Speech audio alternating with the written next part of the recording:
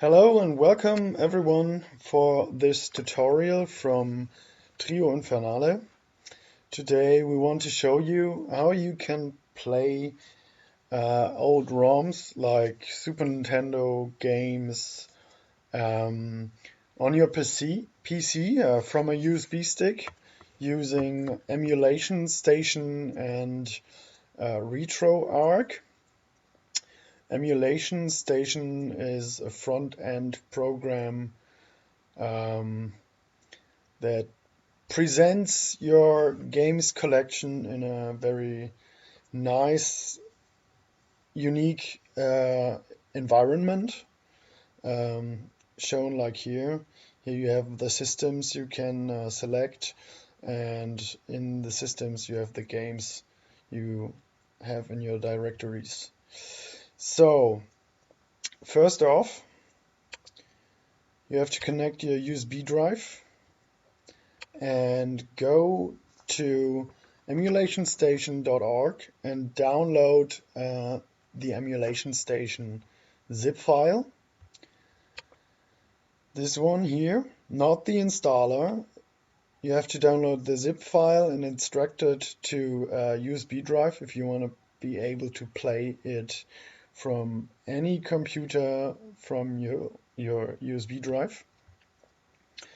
So I've downloaded it already. That's the one. Here are the files. And just extract them to your drive.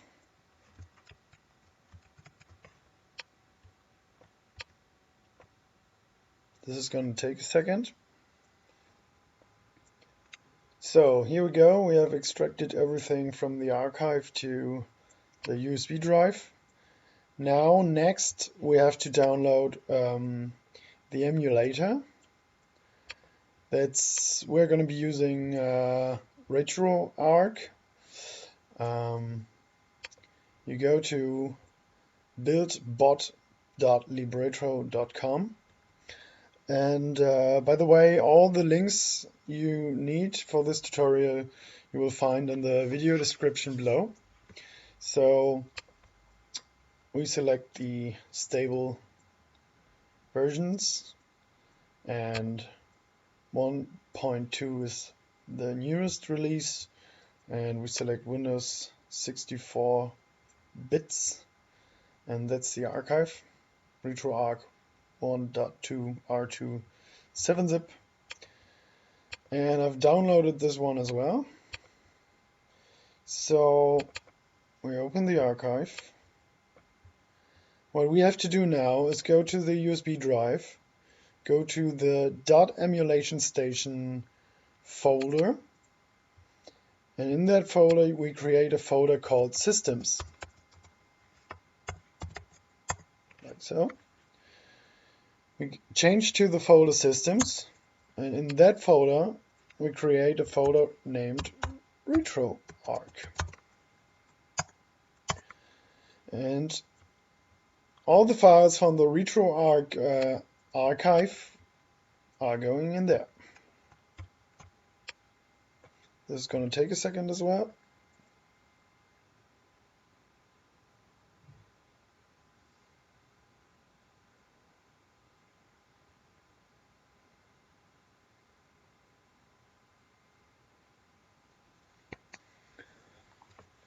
Okay, now we have extracted all the files from the RetroArch archive to EmulationStation Systems RetroArch folder. Now all we have to do is download cores. These are the system files for the individual systems you are going to be emulating. And in the latest releases, these are not included anymore in the RetroArch. So we have to go to the archive,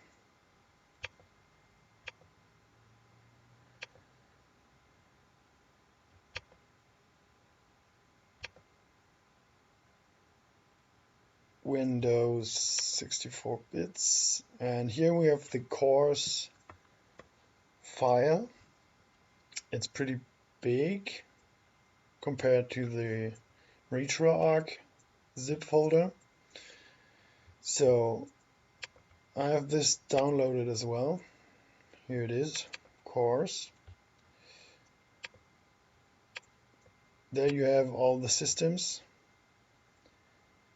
we can use later on for emulating PlayStation, Nintendo, whatever. We are going now to EmulationStation, Systems, RetroArch, and there's a course folder. There's the course files come in.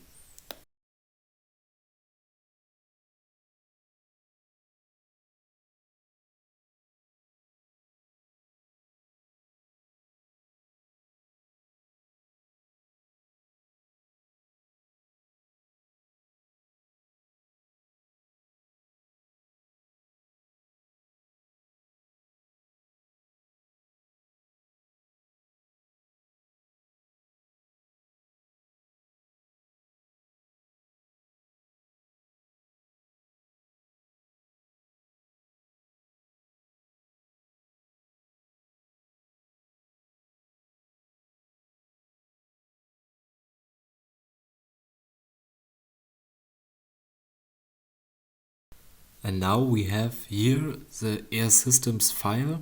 There's a config file to configure your EmulationStation systems.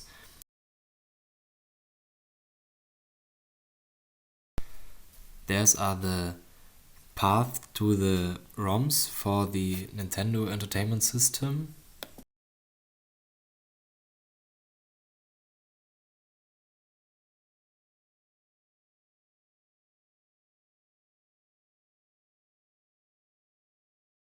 This is the command line to open the emulator with a specific game.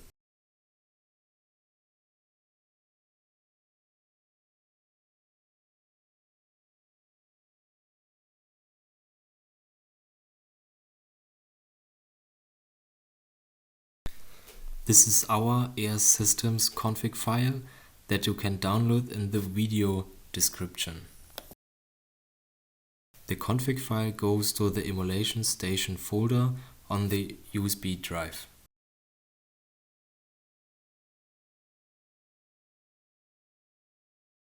And now we have to create a new folder named ROMs in the EmulationStation folder. In this folder are the individual systems like NES,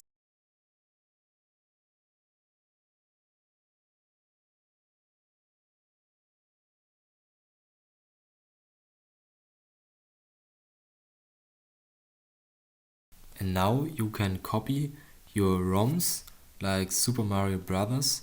In this folder. And we copy our Super Nintendo folder in the ROMs folder. Okay, in the next step we are going to configure our emulator, and we are going to start by configuring the controller we are going to use. And in this video we are using a PlayStation 4 DualShock 4 controller connected to the computer via Bluetooth.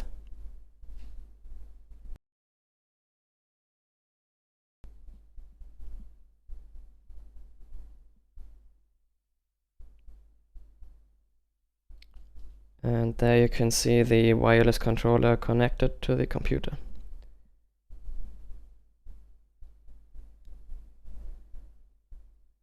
So to start configuring RetroArch, we are going to Systems, RetroArch, and we are going to start the RetroArch executable.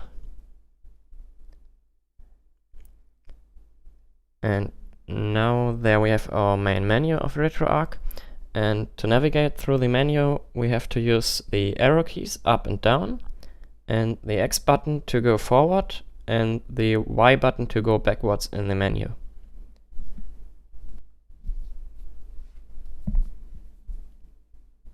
Okay, and to configure our controller we are going to Settings,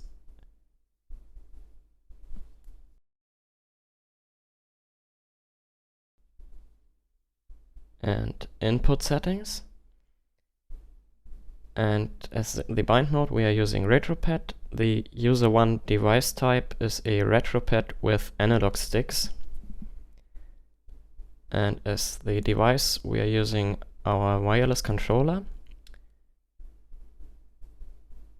And now we can configure the buttons on the controller. The B button is the X button on the PlayStation controller. The Y button is the square. Select is share. Start, D-pad, up, down, left and right. A button is the circle. X button is the triangle. The bumpers are self-explanating. L3 is the left thumbstick push down. R3 is the right stick. The left analog stick movement, right, left, down and up. Right analog stick movement, right, left, down and up. And now we are done configuring our controller, and we can use the PlayStation controller to move through the menu.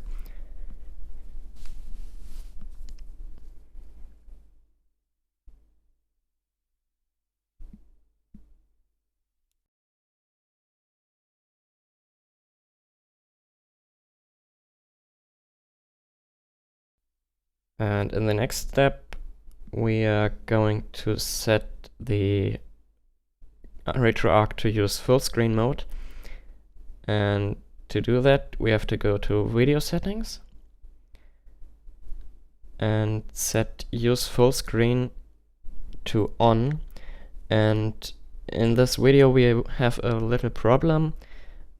Our recording software doesn't record the RetroArch when it is in full screen, so we are not going to use that at the moment. And now you can close RetroArch and the configuration is saved automatically. And now we can start our EmulationStation for the first time. And to do that, don't start the EmulationStation executable. To launch it from a USB drive, you have to launch the Launch Portable bed, because if you use the USB stick on another computer, you will probably get another drive letter and it won't work, and the Launch Portable bed sets the home path to the USB drive every time you start it.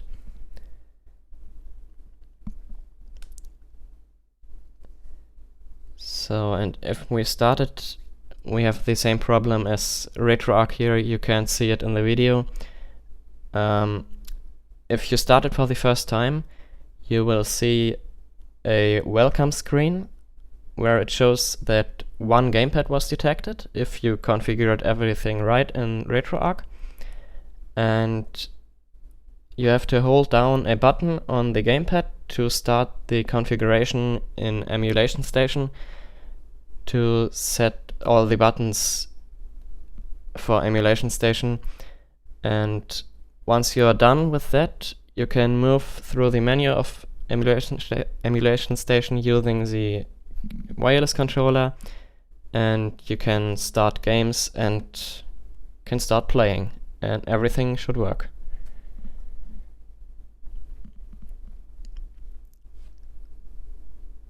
And here you can see we can start a Super NES game and start playing it. I hope you enjoyed our video, and if you have any questions, write it down in the comments, and don't forget to like and subscribe. Goodbye.